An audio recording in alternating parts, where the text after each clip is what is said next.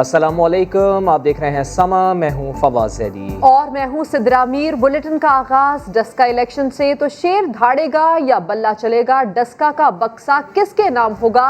ज़िमनी election में तहरीक इंसाफ और नून league के दरमियान मुकाबला जारी है। 139 पोलिंग स्टेशन के गैर हतमी और गैर सरकारी नताइज के मुताबिक नून लीग की नौशीन इफ्तिखार आगे हैं, जिन्हें 10,000 से ज़्यादा वोट्स की बरतरी हासिल है। गैर हतमी और गैर सरकारी नताइज के मुताबिक नौशीन इफ्तिखार 41,000 से ज़ायद वोट हासिल कर चुकी हैं। तहरीक इंसाफ के असजद मलही ने 31,000 से ज़्यादा वोट हासिल कर लिए हैं। समा के नुमाइंदे मोहसिन बिलाल हल्के में ही मौजूद हैं, उनसे अपडेट ले लेते हैं। मोहसिन, तफसील से बताइए कि कितने पोलिंग स्टेशन का रिजल्ट आना अभी बाकी है और अब तक के नताइज क्या बता रहे हैं, कौन जीतेगा? जी बिल्कुल, 75 डस्का ज़िमनी इंतखाबात कांटे का मुकाबला जारी है।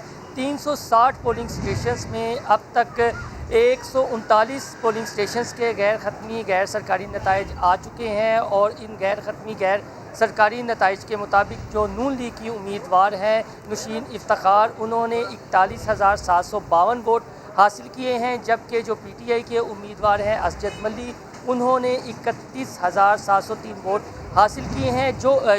जो मुस्लिम लीग नून की उम्मीदवार हैं नौशीन इफ्तिखार, उनको PTI के उम्मीदवार पर 10,049 वोटों की बढ़तरी हासिल है। ताहम ये गैर सरकारी गैर ख़त्मी जो नतीजा है वो सिर्फ 360 में से 139 पोलिंग स्टेशंस का है और अभी रिज़ल्ट आना बाकी है। जो दोनों जमातों के उम्मीदवार हैं वो अपनी अपनी जीत के लिए पुरुम्मीद हैं। जो उनके हामी हैं वो भी अपने तय जो रिटर्निंग ऑफिसर की जानिब से रिजल्ट। अच्छा मोहसिन, आप कह रहे हैं कि दोनों जमातों के उम्मीदवार अपनी अपनी जीत के लिए पुरुम्मीद हैं, लेकिन ये पुरुम्मीद जो हैं क्या उन्होंने जश्न भी शुरू किया है? पाकिस्तान तहरीक इंसाफ वालों ने या नून लीग वालों ने किसी जमात की जानिब से जश्न मनाया जा रहा है अपनी जीत की खुशी में?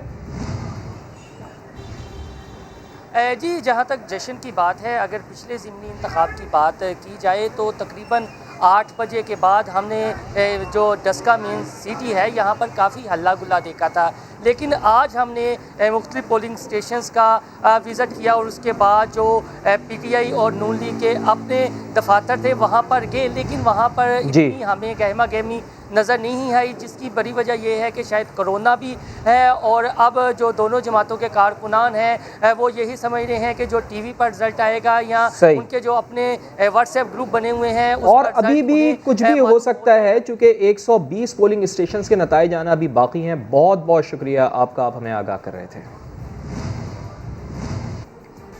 NA-75 में तहरीक इंसाफ का मुकाबला सियासी जमात से नहीं बल्कि गुंडा नासिर से था। ब्रीफ केस उठाकर दर दर फिरने वाले ने लोगों का ज़मीर खरीदने की कोशिश की। फिरदौस आशिक़ावान ने नून लीग पर इल्ज़ामात लगा दिए हैं। अपनी प्रेस कॉन्फ्रेंस में कहा कि लीगी अरकान असेंबली मुख्तलिफ पोलिंग स्टेशन पर दंदनाते रहे, RO ने कोई कार्रवाई नहीं की।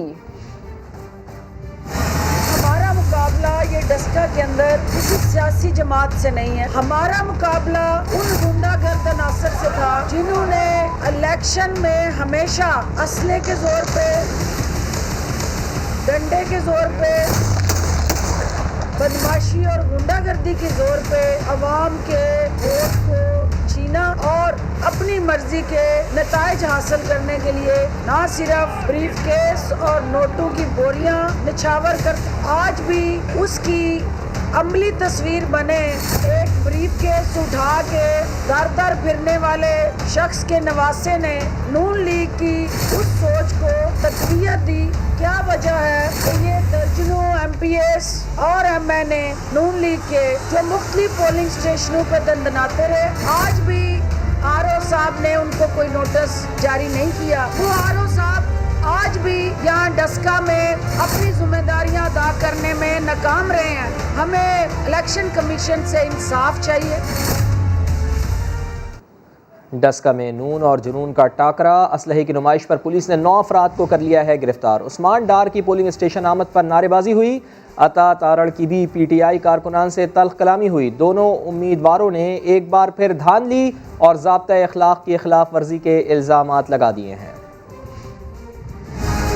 डस्का में नून और जनून का मुकाबला, दौरान पोलिंग असलहे की नुमाइश और इंतशार फैलाने का इल्ज़ाम। 9 अफराद को गिरफ्तार कर लिया गया। पीटीआई रहनुमा उस्मान डार खवातीन के पोलिंग स्टेशन का जायजा लेने पहुंचे तो तहरीक इंसाफ और मुस्लिम लीग नून के कारकुनान आमने सामने आ गए, एक दूसरे के खिलाफ नारे लगाए। लीगी उम्मीदवार नौशीन इफ्तिखार ने कुछ पोलिंग स्टेशंस में धांधली का इल्जाम लगाया। रिटर्निंग अफसर को तहरीरी तौर पर आगाह भी कर दिया। 313 पोलिंग स्टेशन नंबर और नंबर पोलिंग स्टेशन 6 वहाँ पे बोगस वोट डालते हुए भी पीटीआई के लोग पकड़े गए हैं, जिनको पुलिस को हैंडओवर भी कर दिया गया है। पीटीआई उम्मीदवार असजद मली ने लीगी रहनुमाओं पर ज़ाब्ता इखलाक की खिलाफ वर्जी का इल्जाम लगा दिया। इनके इलेक्टेड एमएनए एमपीएस ने कुछ यहाँ पे फिर वही गुलुओं वाली हरकत करने की कोशिश की है, फौरी तौर पे इनको अरेस्ट करें। इलेक्शन कमीशन ने ज़ाब्ता इखलाक की खिलाफ वर्जी पर पीटीआई रहनुमा फिरदौस आशिक अवान, लीगी एमपीए ज़िशान रफीक और मुस्लिम लीग काफ के रहनुमा चौधरी सलीम यार को शोकॉज नोटिस जारी कर दिए। रहनुमाओं को 2 दिन में जवाब जमा कराने की हिदायत की गई है। डस्का के ज़िमनी इलेक्शन का नतीजा कुछ भी आए, मुल्की सियासत पर कोई फ़र्क नहीं पड़ेगा। मुआविन ख़ुसूसी शहबाज गिल कहते हैं कि अगर पीटीआई हार भी गई तो नतीजा कबूल करेंगे, नून लीग की तरह धांधली का रोना नहीं रोएंगे। ये भी बता दिया कि अगर बेज़ाब्तगी नजर आई तो मुतालिका फोरम पर जाएंगे। वो प्रोग्राम सवाल में गुफ्तगू कर रहे थे। मुस्लिम लीग नून हर मैदान में पिटी है, तो अब वो 1988 से ये हल्का जीतते आए हैं। जैसे अब सवात में, पेशावर में, मियाँ वाली में हमारे हल्के हम हर दफ़ा वहाँ कंसिस्टेंटली जीतते हैं। तो अगर ये वहाँ से जीतते हैं तो अपनी सीट रिटेन करेंगे। 2018 में भी जीते, तो जो भी रिजल्ट होगा इंशाल्लाह उसे इनकी तरह रोएंगे नहीं, उसे तस्लीम करेंगे। और अगर कोई इरेगुलरिटी हुई तो कोई जो फोरम होगा उसके ऊपर अपनी लड़ाई लड़ेंगे, लेकिन इनकी तरह रौला नहीं डालेंगे धांधली का। 2-3 अरब, इतनी छोटी बात। क्या डस्का में जादू चल गया? जहां गुज़िश्ता ज़िमनी इलेक्शन में गोलियों की गूंज थी, कीमती जानों का नुकसान था, धांधली के इल्ज़ामात थे और थी धुंध की बाज़गश्त, आज वहां अमन जीत गया। डस्का के ज़िमनी इलेक्शन में बुजुर्गों और माजूर अफराद का जज्बा दीदनी था। कोई बैसाखी के सहारे आया तो कोई व्हील चेयर पर। बुजुर्गों ने अच्छे इंतजामात की तारीफ भी की। शहजाद अहमद की रिपोर्ट देखिए।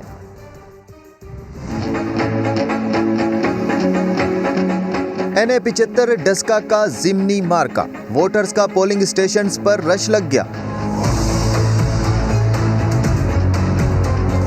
बुजुर्ग और माजूर अफराद का जज्बा भी दीदनी, किसी को सहारा देकर लाया गया तो कोई बैसाखियों की मदद से आया। नौजवान अली हसन 3 पहियों वाली साइकिल पर बैठकर अपना वोट कास्ट करने पहुंचा।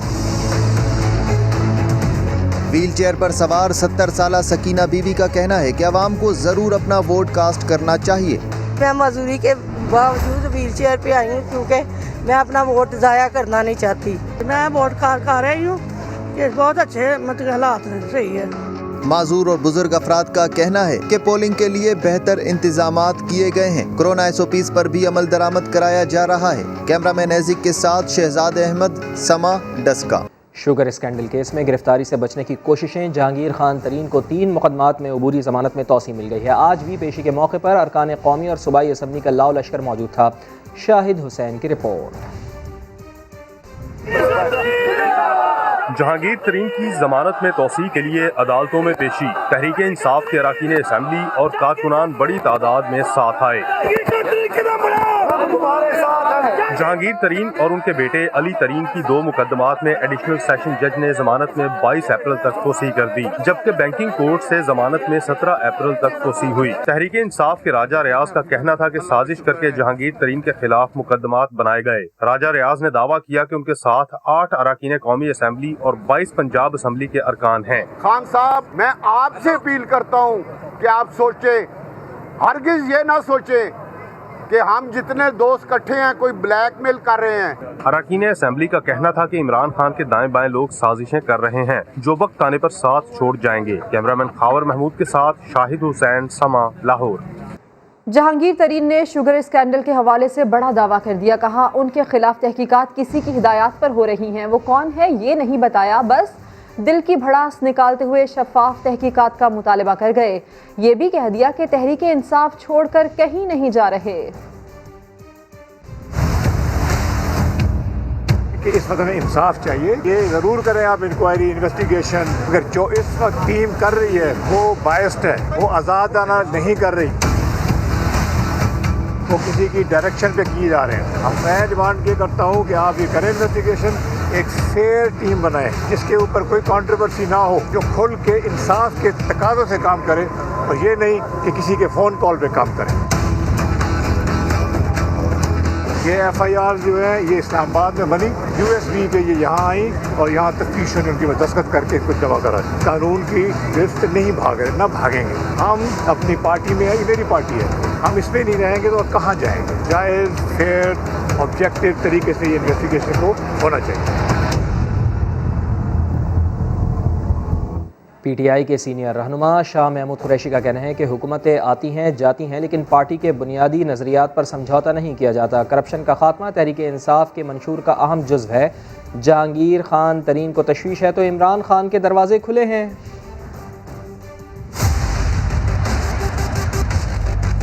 हमें कोई घबराहट नहीं। एक चीज बता दूं, इमरान खान का एक नजरिया है, करप्शन का तदारुक हमारे मंशूर का एक बुनियादी फलसफा है, उस पे कॉम्प्रोमाइज नहीं करेंगे। हुकूमतें आती भी हैं, जाती भी हैं, कोई इशूज पे कॉम्प्रोमाइज नहीं किया जाता। इमरान खान किसी के सामने ब्लैकमेल नहीं होंगे। जितने मेंबरान हैं वो इमरान खान के पाबंद हैं। आजाद लोग तहरीक इंसाफ में शामिल हुए, उन्होंने आकर खत साइन किए थे, हमारे भाई हैं, हमारे साथी हैं। अगर उन्हें कोई तशवीश है तो इमरान खान के दरवाजे उनके लिए खुले हैं और मैं उनको खराज तहसीन पेश करता हूँ। उन्होंने दो बातें की। नंबर 1, हम कोई फॉरवर्ड ब्लॉक नहीं बना रहे। नंबर 2, हमें पार्टी छोड़ने का हमारा कोई इरादा नहीं है। उन्होंने अगर पीपल्स पार्टी में नून में जाना है, अपनी सीट से इस्तीफा दें।